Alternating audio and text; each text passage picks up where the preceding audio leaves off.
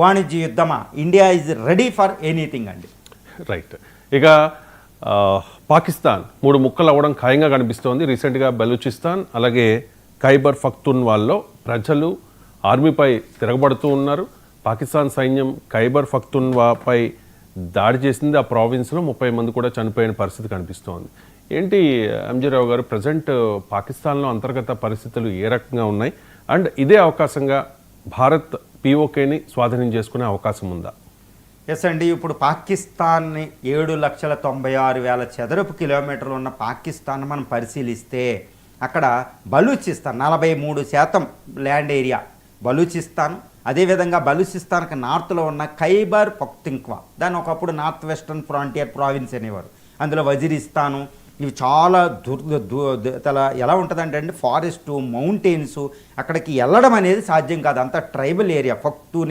పఖ్తూన్స్ అనే అంటే ఖాన్ అబ్దుల్ గఫార్ ఖాన్ రేస్ ఉంటుందన్నమాట. చాలా పటిష్టంగా ఉంటారు.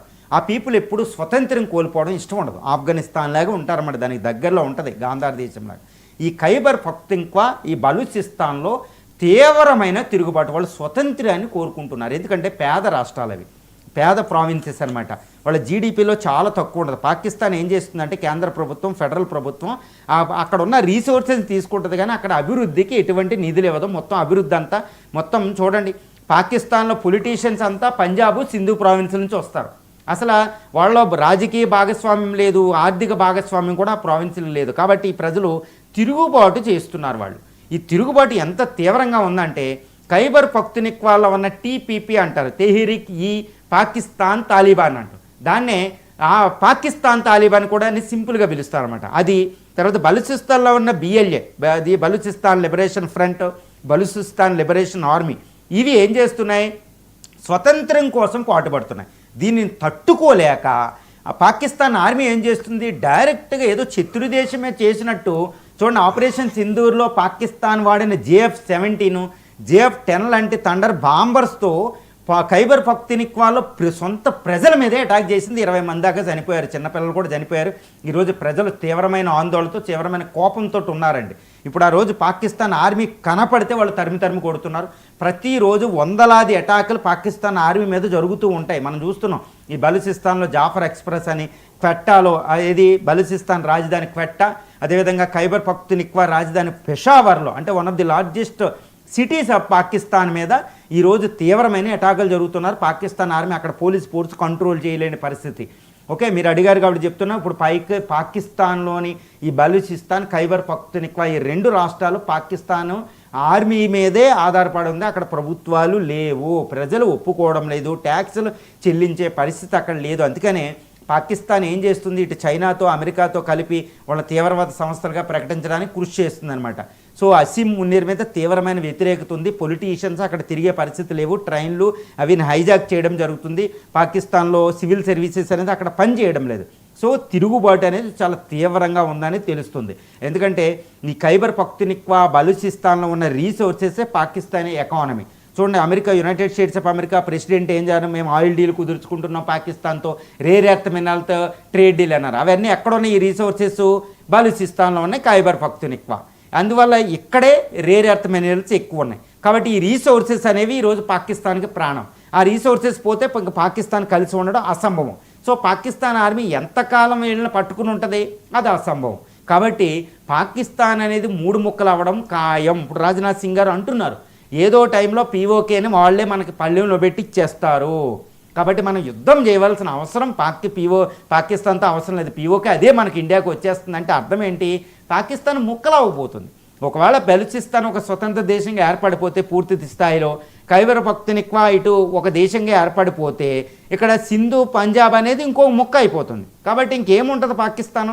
ఆటోమేటిక్గా పీఓకే ప్రజలు ఆల్రెడీ కోరుకుంటున్నారు ఇండియాలో కలిసిపోదామని. అక్కడ ప్రదర్శనలు జరుగుతుంటే ఆపుతూ ఉంటారు. పీఓకే వచ్చి ఇండియాలో కలుస్తుంది. మనం ఏమి ఆటోమేటిక్గా పీఓకే కలిసిపోతుందండి. కాబట్టి పాకిస్తాన్ ఒక దేశంగా మా అస్తిత్వాన్ని కొనసాగించడం అనేది అసంభవం.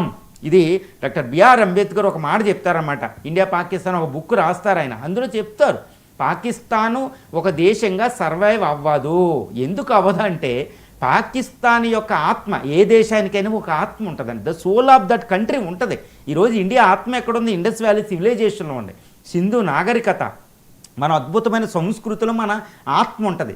దాని పరంగానే ఇన్ని జాతులు ఇన్ని మతాలు కలిసి ఉండి ఒక దేశంగా మనగలిగిద్ది ఇండియా. అంతేగాని ప్రభుత్వాలు ఇప్పుడున్న చరిత్ర అది మనకంటూ ఒక ఆత్మ ఉంటుంది అనమాట, శరీరంలో ఆత్మలాగా. మరి పాకిస్తాన్ ఆత్మ ఎక్కడ ఉందంటే, పాకిస్తాన్ ఆత్మను ఎక్కడ వెతుక్కుంటుందంటే ఎక్కడుందో అక్కడ వెతుక్కోదండి. ఎక్కడో గల్ఫ్లో సౌదీ అరేబియా వాటి దగ్గర వెతికిద్ది, అక్కడ లేదు కదా. పాకిస్తాన్ ఆత్మ ఇండస్ వ్యాలీ సివిలైజేషన్ ఉంది, ఏది మొహంజదరో హరప్పా లాంటి, అక్కడే ఉంటుంది ఎక్కువగా. మన ఆత్మ కూడా అక్కడే ఉంటుంది.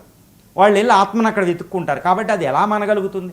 ఎన్ని రాజ్యాంగాలు మారినాయి, ఒక్క ప్రభుత్వం కూడా 5 సంవత్సరాలు పూర్తిగా పనిచేయదు. పాకిస్తాన్లో ప్రజలు మన్నను చూడదు. ఎప్పుడు ఇండియా వ్యతిరేకత వల్ల డిఫెన్స్ బడ్జెట్ దాని స్థాయి మించి ఖర్చు పెడదు. ఆయుధాలు ఎక్కువ ఉంటాయి, కానీ ఆయుధాలు ఉన్న యుఎస్ఎస్ఆర్ విచ్ఛిన్నం అవ్వలేదు అమెరికాతో అనవసరంగా పోరాటానికి వెళ్ళి. కాబట్టి పాకిస్తాన్ ఒక దేశంగా మనగలగడం అనేది అసంభవం. తన నాశనాన్ని తానే కోరుకుంటుంది. ఎక్కువ శత్రుత్వం ఉంటే ఆ శత్రుత్వమే మనిషిని చంపేస్తుందంట. చూడండి, పాకిస్తాన్ ఒక వ్యక్తికి వర్తించేదే చూస్తున్నాం.